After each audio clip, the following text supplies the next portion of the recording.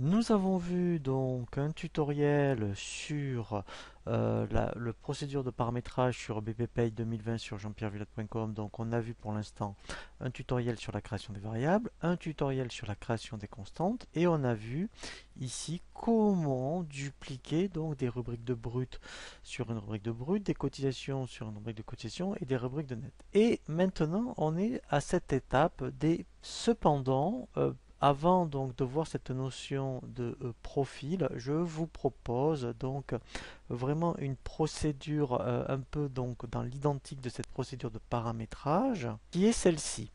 Dans eBPPay, en fait, il y a une philosophie donc de sous-profil et c'est vraiment très bien puisque ça va être un système de tiroirs. Donc c'est pour ça que maintenant, en fait, je vous ai repris le schéma, mais je vous ai mis cette notion de sous-profil dans le sens où ici, donc nous on a créé une rubrique prime par point, on a vu des cotisations de prévoyance et on a vu des rubriques de net comme des frais professionnels, des frais d'hôtel.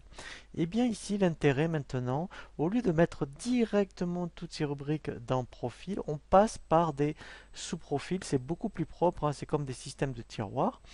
Et on va voir donc des sous-profils de primes, des sous-profils de prévoyance, des sous-profils de frais. Et ensuite, à la demande, eh bien, on intégrera les sous-profils qui nous intéressent dans des profils.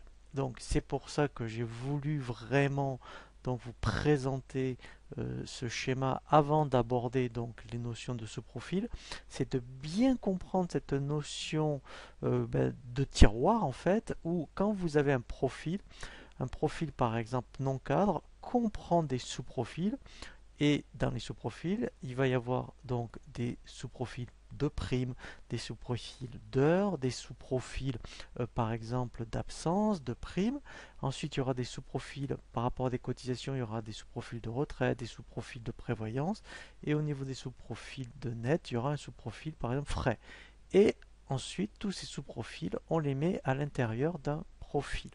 Voilà, donc je préférais vous aborder ce schéma avant que l'on voie effectivement maintenant un tutoriel sur les sous-profils.